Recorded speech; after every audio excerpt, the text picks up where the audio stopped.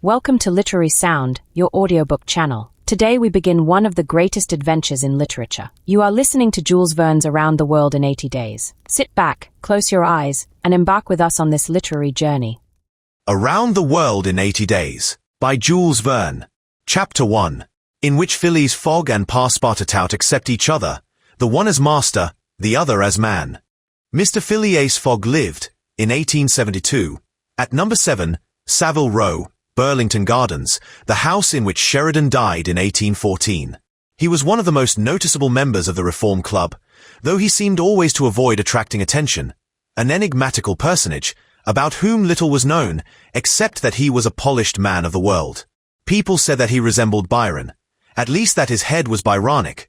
But he was a bearded, tranquil Byron, who might live on 1,000 years without growing old. Certainly an Englishman, it was more doubtful whether Phileas Fogg was a Londoner. He was never seen on 'Change, nor at the bank, nor in the counting rooms of the city. No ships ever came into London docks of which he was the owner. He had no public employment.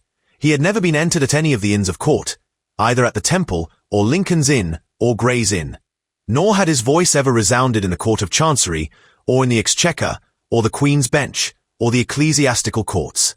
He certainly was not a manufacturer, nor was he a merchant or a gentleman farmer. His name was strange to the scientific and learned societies, and he never was known to take part in the sage deliberations of the Royal Institution or the London Institution, the Artisans' Association, or the Institution of Arts and Sciences. He belonged, in fact, to none of the numerous societies which swarm in the English capital, from the Harmonic to that of the entomologists, founded mainly for the purpose of abolishing pernicious insects. Phileas Fogg was a member of the Reform, and that was all. The way in which he got admission to this exclusive club was simple enough. He was recommended by the Barings, with whom he had an open credit. His checks were regularly paid at sight from his account current, which was always flush. Was Phileas Fogg rich? Undoubtedly. But those who knew him best could not imagine how he had made his fortune, and Mr. Fogg was the last person to whom to apply for the information. He was not lavish, nor, on the contrary, avaricious. For, whenever he knew that money was needed for a noble, useful, or benevolent purpose, he supplied it quietly and sometimes anonymously. He was, in short, the least communicative of men. He talked very little, and seemed all the more mysterious for his taciturn manner. His daily habits were quite open to observation, but whatever he did was so exactly the same thing that he had always done before, that the wits of the curious were fairly puzzled. Had he travelled? It was likely, for no one seemed to know the world more familiarly. There was no spot so secluded that he did not appear to have an intimate acquaintance with it. He often corrected, with a few clear words, the 1,000 conjectures advanced by members of the club as to lost and unheard-of travellers, pointing out the true probabilities, and seeming as if gifted with a sort of second sight. So often did events justify his predictions. He must have travelled everywhere, at least in the spirit. It was at least certain that Phileas Fogg had not absented himself from London for many years. Those who were honoured by a better acquaintance with him than the rest declared that nobody could pretend to have ever seen him anywhere else. His sole pastimes were reading the papers and playing whist. He often won at this game, which, as a silent one, harmonized with his nature. But his winnings never went into his purse, being reserved as a fund for his charities. Mr. Fogg played, not to win, but for the sake of playing. The game was in his eyes a contest, a struggle with a difficulty, yet a motionless, unwearying struggle congenial to his tastes. Phileas Fogg was not known to have either wife or children, which may happen to the most honest people, either relatives or near friends, which is certainly more unusual. He lived alone in his house in Savile Row, with a nun penetrated. A single domestic sufficed to serve him. He breakfasted and dined at the club, at hours mathematically fixed, in the same room, at the same table, never taking his meals with other members, much less bringing a guest with him, and went home at exactly midnight, only to retire at once to bed. He never used the cosy chambers which the Reform provides for its favoured members. He passed 10 hours out of the 24 in Savile Row, either in sleeping or making his toilet. When he chose to take a walk, it was with a regular step in the entrance hall with its mosaic flooring, or in the circular gallery with its domes supported by 20 red porphyry Ionic columns, and illumined by blue-painted windows. When he breakfasted or dined, all the resources of the club, its kitchens and pantries, its buttery and dairy, aided to crowd his table with their most succulent stores.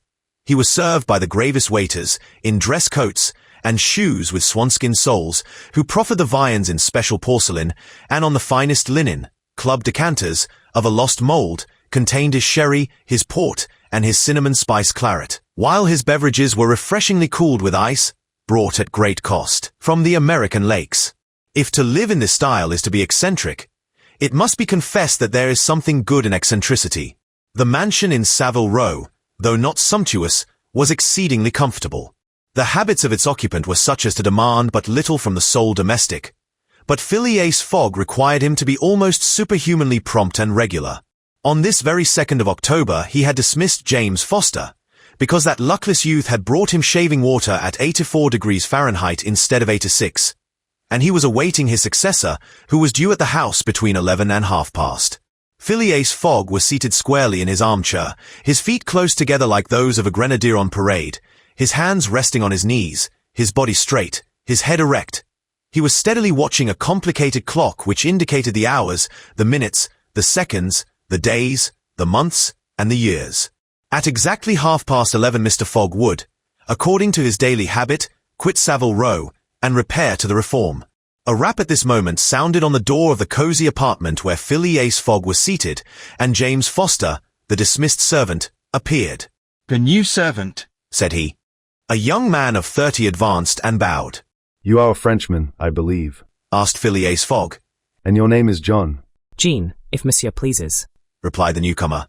Jean PASSEPARTOUT, a surname which has clung to me because I have a natural aptness for going out of one business into another. I believe I'm honest, monsieur, but, to be outspoken, I've had several trades. I've been an itinerant singer, a circus rider, when I used to vault like Leotard, and dance on a rope like Blondin. Then I got to be a professor of gymnastics, so as to make better use of my talents, and then I was a sergeant fireman at Paris, and assisted at many a big fire. But I quitted France 5 years ago, and, wishing to taste the sweets of domestic life, took service as a valet here in England. Finding myself out of place, and hearing that Monsieur Phileas Fogg was the most exact and settled gentleman in the United Kingdom, I have come to Monsieur in the hope of living with him a tranquil life, and forgetting even the name of PASSEPARTOUT. "PASSEPARTOUT suits me," responded Mr. Fogg. "You are well recommended to me. I hear a good report of you. You know my conditions." Yes, monsieur. "Good. What time is it?" 22 minutes after 11. Returned PASSEPARTOUT, drawing an enormous silver watch from the depths of his pocket. "You are too slow," said Mr. Fogg. Pardon me, monsieur, it is impossible. "You are 4 minutes too slow." "No matter, it's enough to mention the error. Now from this moment, 29 minutes after 11 a.m., this Wednesday, the 2nd of October, you are in my service." Phileas Fogg got up, took his hat in his left hand, put it on his head with an automatic motion, and went off without a word. PASSEPARTOUT heard the street door shut once. It was his new master going out. He heard it shut again. It was his predecessor, James Foster, departing in his turn. PASSEPARTOUT remained alone in the house in Savile Row. And so ends the first chapter of Around the World in 80 Days. If you enjoyed the beginning of this adventure, leave your like, subscribe to the channel, and activate the bell so you don't miss any of the upcoming chapters. Literary Sound is on Spotify, YouTube, and TikTok. Follow me on your favorite platform to continue this journey wherever you want. Don't miss the next chapter. See you soon.